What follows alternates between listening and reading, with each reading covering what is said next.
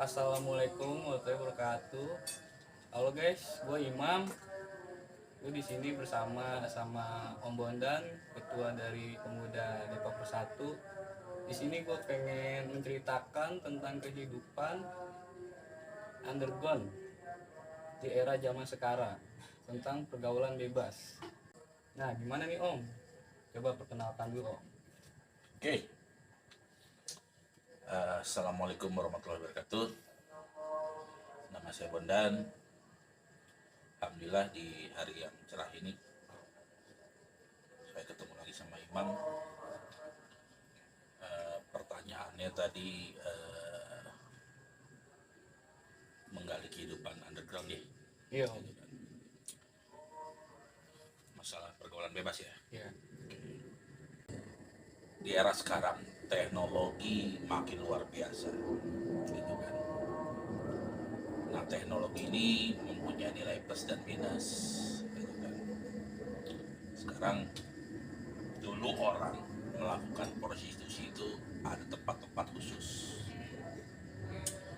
di mana di situ ada oknum aparat, para preman segala macam. Tapi dengan sekarang adanya teknologi, sekarang banyak aplikasi-aplikasi yang menawarkan pekerja seks komersil. Nah, persisnya yang kamu mau tanyakan pergaulan bebasnya yang masalah apa nih? Di masalah apa persisnya kamu mau tanyain? Ya paling masalah seks dulu nih Om. Iya, masalah seksnya masalah apa? Nah, kan banyak nih Om. Dia mewakilkan aja nih Om ya. Hmm. Alhamdulillah saya belum pernah nih Om. Wah, alhamdulillah. Mewakilkan aja remaja pemuda Depok nih Om. Oke. Kan banyak tuh Om ya, yang pacaran masih muda terus tiba-tiba beruntung akhirnya nikah. Itu gimana tuh Om caranya Om? Oke, agak sulit ya kalau saya juga menyalahkan anak-anak muda sekarang, agak sulit, tapi bukan juga ada ketidak pembenaran. Artinya gini, semua orang punya masa lalu. Iya. Saya juga ngalamin masa muda. Manusia itu kadang anak muda itu mencari jati diri.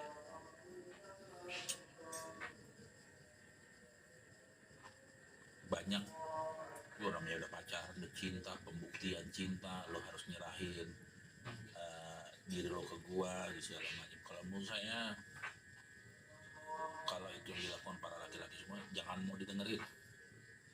Bohong semua, bohong. Artinya laki-laki senang dengan perempuan yang gampangan, tapi laki-laki yang pengen nyari istri dia pasti cari perempuan yang baik. Jadi kamu sebagai perempuan jaga kehormatan kamu. Nah, terlepas dari itu, sekarang kita bisa bahas masalah aplikasi micet. Oh iya. Sekarang dengan mudahnya anak-anak kita ini melakukan pelacuran dengan aplikasi micet. Ini bagaimana kita menanganinya? Dulu terjadinya prostitusi karena faktor ekonomi, tapi sekarang ini gaya hidup.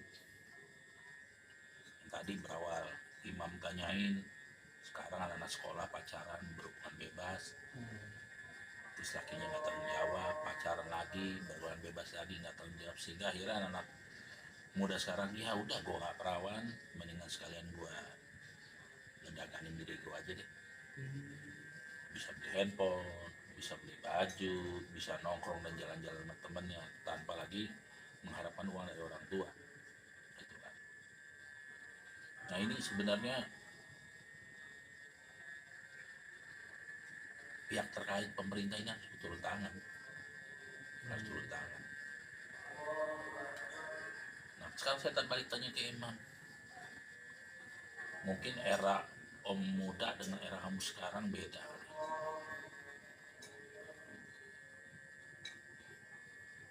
Anak-anak sekarang banyak nggak yang melakukan prostitusi lewat micet? Banyak Om. Banyak ya?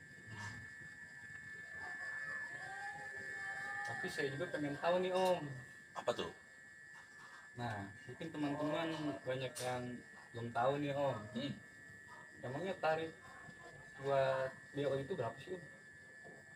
Macam-macam, macam-macam. Apa ya? Miris sebenarnya sih. eh Biasanya tergantung body, cantik, terus servisnya seperti apa gitu kan.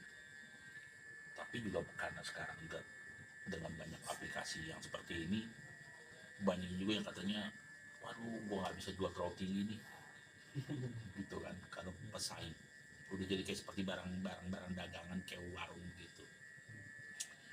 Nah kalau saya sih ingin memberikan solusi sebagai ketua komunitas pemuda Depok Persatu, apalagi Depok yang dikenal sebagai kota religius gitu kan. Basicnya tetap adalah agama. Dulu kita zaman sekolah hanya diajarkan anak ibu harus bisa bahasa Inggris dan komputer. Agama ini nggak pernah dibahas. Dan sekarang banyak orang-orang yang pintar, akhlaknya juga baik. Nah sebenarnya ini pondasi, dan masalah pondasi ini, akhlak, agama, ini nggak bisa cuma sesekali, kita harus continue. Harus continue. Karena banyak yang saya temukan juga anak-anak cewek micet ini sebenarnya mereka pengen dicarikan solusi, mereka juga nggak mau begitu terus.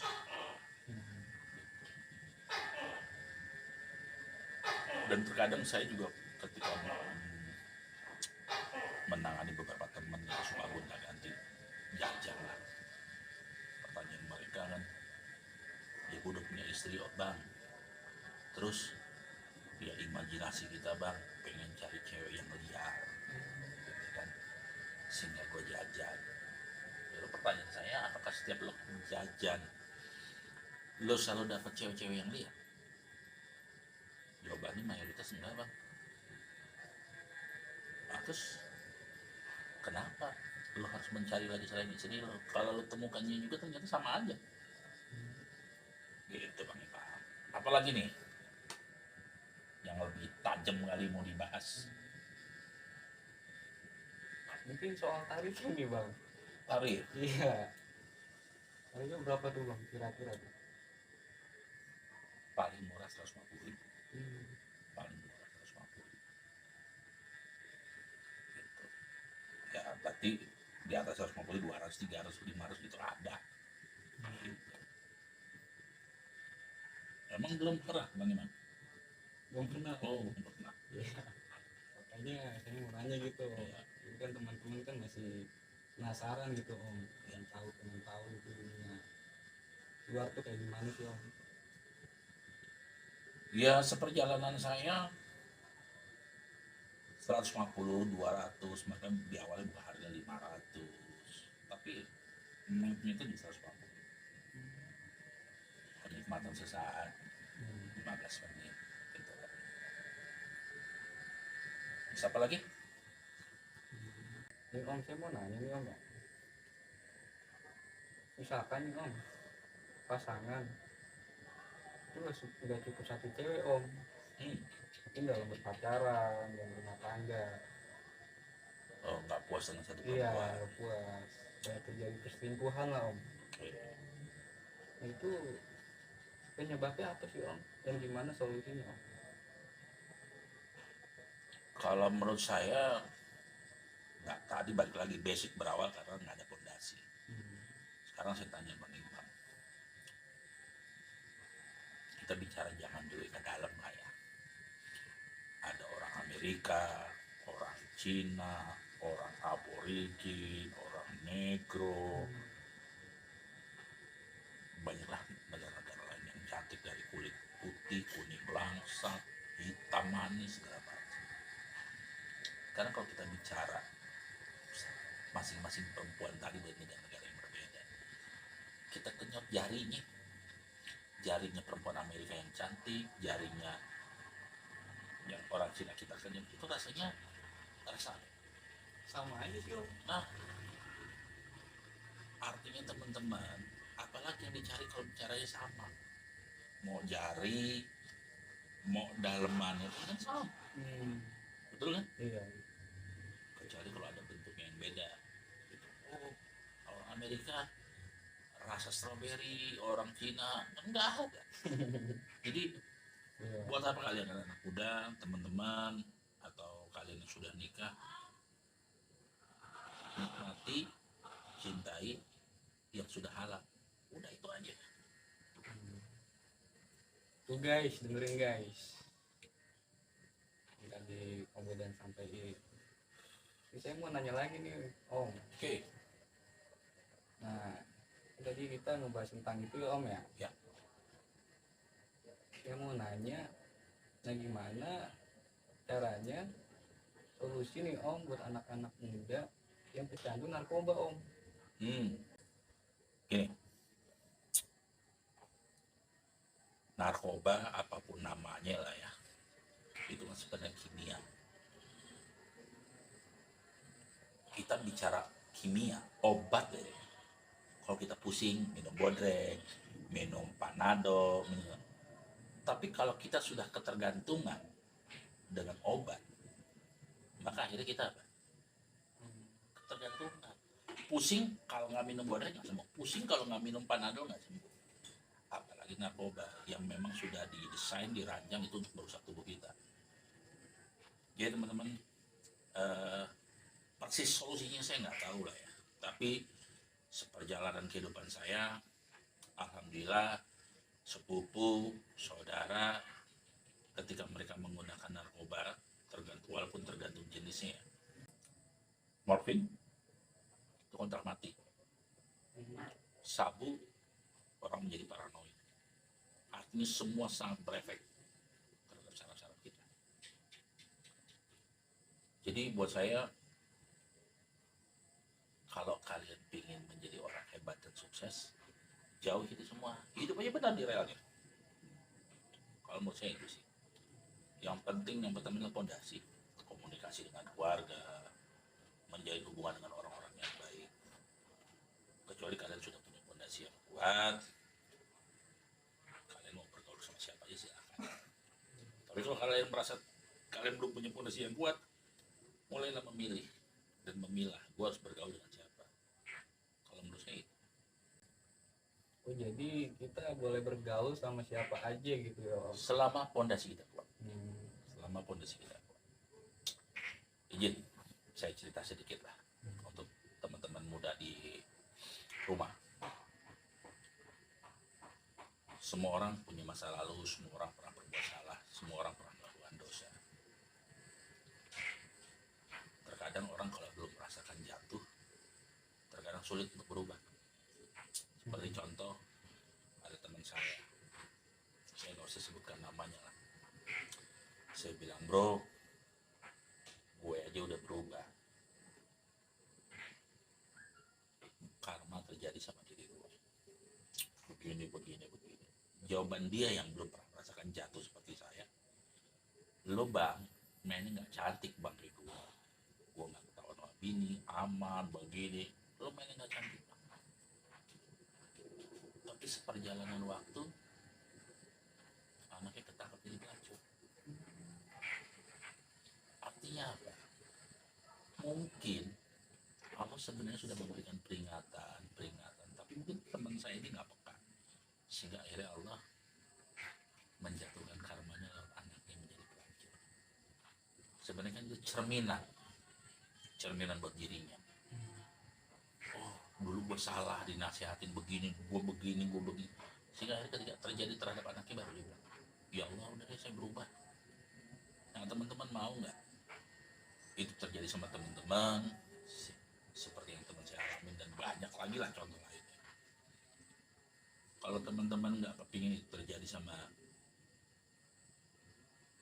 teman-teman, apa yang sudah tadi saya ceritain, udah hidup kembali di rel. Saya mantan pelaku, saya pernah gabung di beberapa organisasi. Kunci dari semua itu adalah di mana kita hidup benar, melangkah dengan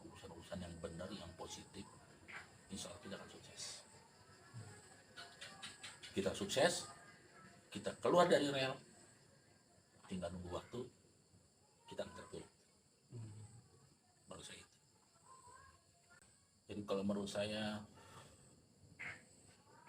wih, orang Amerika cantik nih, putihnya merah, orang negro, wah seksi tuh, tetenya besar.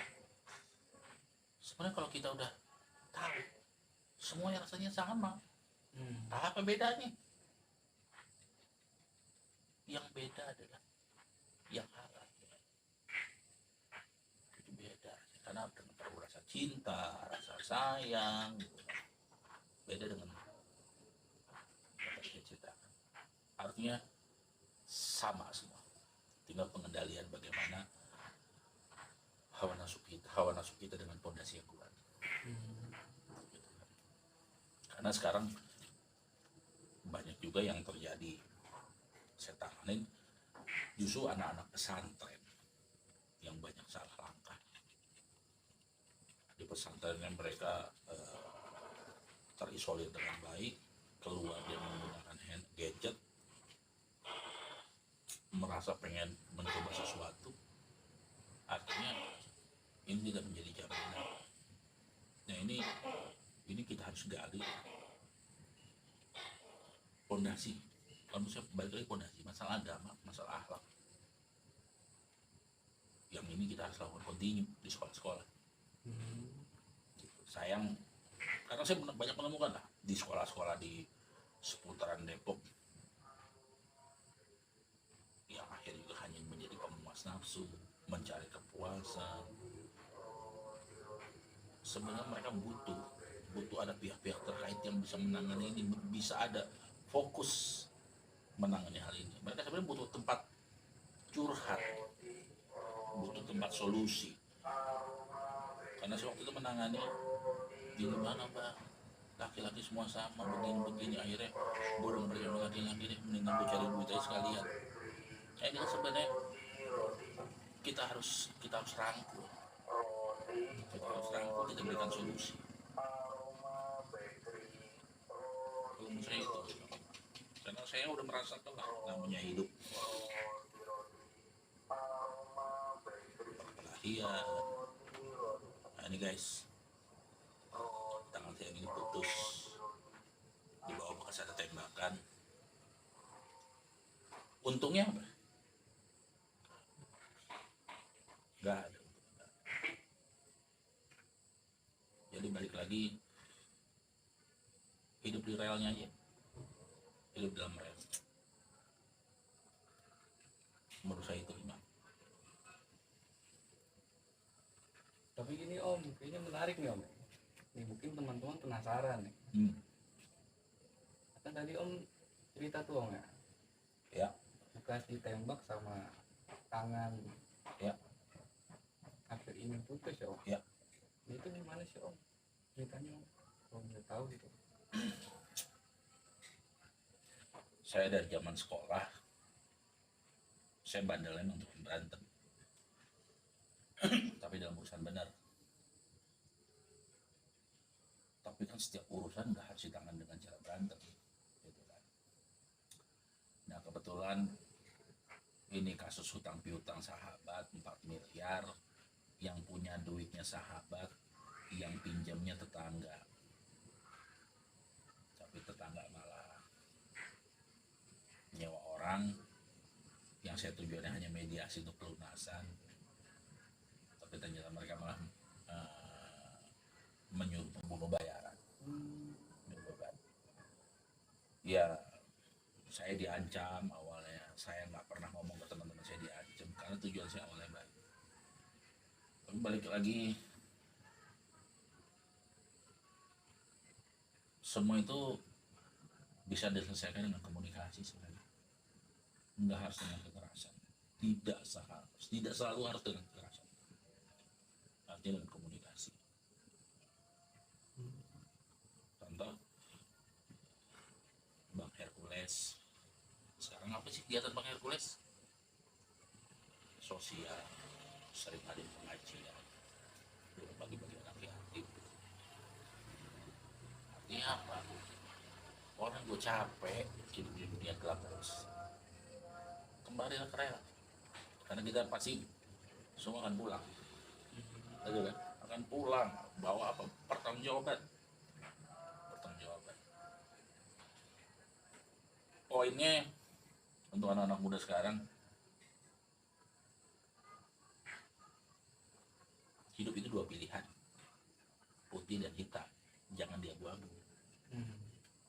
Mau hitam, hitam kalian jangan tanggung resiko sendiri. Mau putih, putih sekalian, jangan abu-abu. Duit nggak dapet, dosa. Iya, kalau menurut saya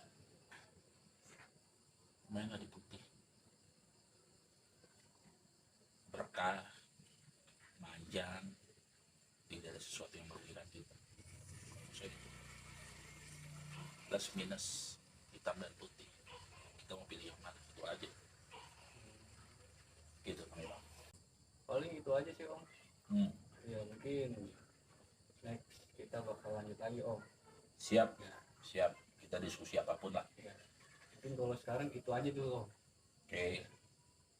Oke guys ya, sementara itu penjelasannya. Mungkin kalau nanti ada pertanyaan dari teman-teman yang lebih tajam pengen menggali semua, insya Allah saya bisa jelasin. Oke, itu aja Bang Imam. Ya teman-teman ya, yang tadi Om Bodan sampein tolong dipakai ya teman-teman. Hitam-hitam sekalian, putih-putih sekalian, jangan hitam terus putih. Abu-abu ya Om. Abu jadinya. Nggak jelas. Ya, mungkin sekian teman-teman dari saya dan Om Bondan. Saya pamit di sini. Assalamualaikum warahmatullahi wabarakatuh.